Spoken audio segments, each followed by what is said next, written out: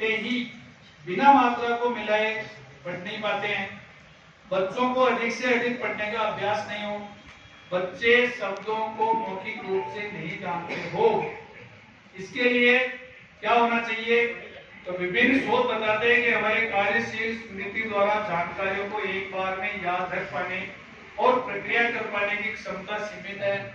यदि बच्चे पढ़ते समय धारा प्रवाह नहीं है तो उनका अधिकतम ध्यान अक्षर मात्राओं को मिलाकर फिर शब्द द्वारा डिकोड करने में ही चला जाएगा, यानी मिलाने में ही चला जाएगा। बार बार उस शब्द को समझने में, बार बार उसको पढ़ने में बहुत से कौशलों को एक साथ कार्य करने और सोच विचार की जरूरत होती है। यदि बच्चे लिखित शब्दों को देखते ही या बिना अक्षर मात्राओं को डिकोड किए ही नहीं पढ़ सकते तो वे सोच विचार और गहन समझ पर ध्यान नहीं दे पाएंगे।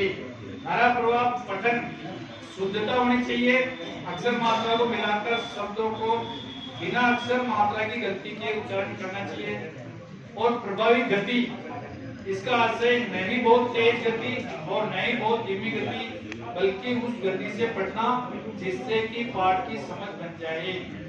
एक तरफ हम कविता पढ़ते हैं, एक तरफ दोहे पढ़ते हैं, एक तरफ गद्य पढ़ते हैं, तो इन तीनों के पठन में अलग अलग गति आरोह अवरोह का अच्छा धारा प्रवाह पठन कर पाएगा। नेक्स्ट,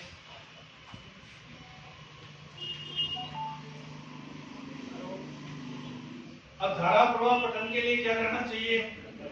शिक्षक द्वारा पढ़कर मॉडलिंग को आप आदर्श दें, बार बार पढ़ाएं। बहुत सारे उदाहरण अपन बच्चों को देखिए, अंग्रेजी में अपन जैसे स्कूल बुलाते हैं और बच्चे स्कूल बोलते हैं, स्कूल नहीं बोलते हैं, स्कूल ही बोलेंगे। आप कितनी बार उसको रिपीट करो। अब उसको सही कराने के लिए मैंने थोड़ा सा एक प्रयोग किया। मैंने कहा तो बेटा इसके आगे की लगा के स्कूल, तो ई धीरे धीरे साइलेंट हो जाएगा।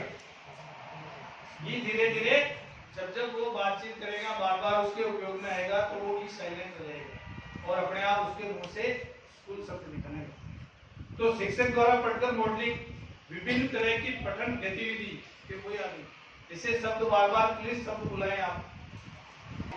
लेखन अलग चीज है, लेकिन उच्चारण आप बार बार प्रैक्टिस नहीं कराओगे, उसका उच्चारण धारा प्रवाह नहीं हो सकेगा। और खुद से किताब चुनना और पढ़ना, मान लीजिए आपकी लाइब्रेरी है, बच्चा 4th क्लास में पढ़ता है, बच्चा 3री क्लास में पढ़ता है, अभी लाइब्रेरी की आपको बहुत सारी किताबें दी जाएगी, आ रही है तो आगे पहले भी आई है, अब भी आ रही हो, अभी लेसन भी लाइब्रेरी का। तो उसमें बच्चा स्वतः लाइब्रेरी में जाएगा और अपनी मनपसंद की किताब जब उठा के लाएगा उसकी रुचि वाली, तो उसकी गति बढ़ जाएगी अपने आप। उसको मन चाहिए चीज अगर उसमें है तो उसके पठन में धारा प्रवाह पठन आ जाएगा, वो उसकी रुचि का विषय है। बार बार पढ़ना पहली शर्त है, बार बार पढ़ेगा। पढ़ने का अनुश्रवण और सहयोग, अब आप सुने भी सही, बच्चा बार बार सुनेगा, दूसरे बच्चों से हम प्रैक्टिस करा रहे हैं तो जो साथ में बैठे बच्चे वो उसकी बात को बार बार सुनेंगे, उसके द्वारा जो उच्चारण किया जा रहा है उस उच्चारण को सुनेगा और उस उच्चारण के साथ पहले आप सामूहिक उच्चारण कराएं किसी भी चीज का। सामूहिक उच्चारण में हो सकता है 60% 70% बच्चे सही कर रहे हो, लेकिन जो 10-5% बच्चे वो साथ नहीं चल रहे हैं तो उनके लिए फिर अलग से उनको बताने के लिए कौन सी कौशल आवश्यक है। पहला, लिखित सामग्री को धारा प्रवाह अर्थात शुद्धता, प्रभावित गति और भाव भाव के साथ पढ़ना।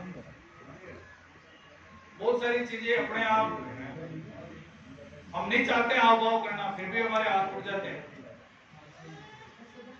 और विशेष तौर से जब हम कभी कविता बुलाते हैं और उसमें भी अगर वीर रस की कविता आ जाती है, कोई पाठ वीर रस का आ जाता है, तो वहां पे हमारे जो हाव भाव है, हमारी आवाज है, हमारे बोलने का ढंग है, ऑटोमेटिकली चेंज हो जाता है।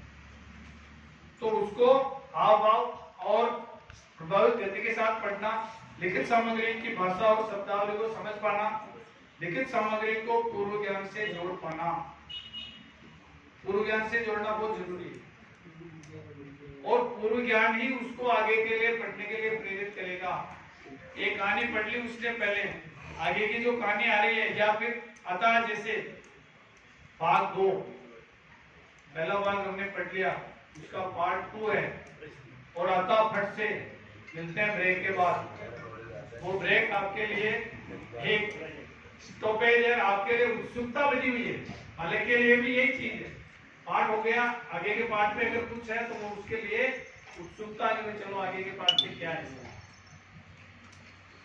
आत्मनियमन अर्थात पढ़ते समय अपने पठन पर सोच विचार करना, जैसे जो पढ़ा जा रहा है वह समझ में आ रहा है या नहीं, और यदि समझ में नहीं आ रहा है तो पाठक पढ़े गए को दोबारा पढ़ते और समझने की कोशिश करते हैं।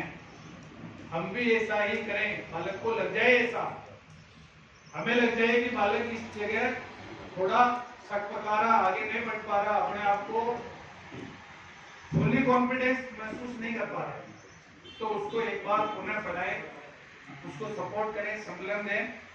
सतही समझ से आगे अर्थ के विभिन्न परतों को समझना, जो चीज सामने दिखाई दे रही है वो तो है ही।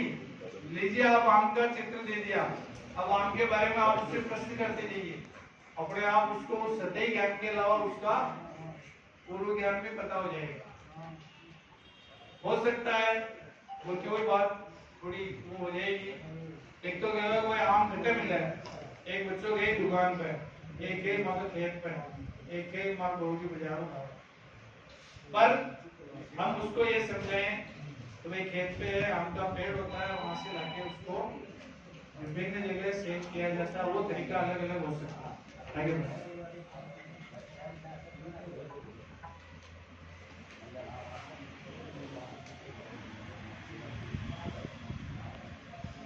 बालक किस प्रकार पढ़कर समझना चाहेगा, या उसको समझने के लिए कौन से स्टेप निकालने पड़ेंगे।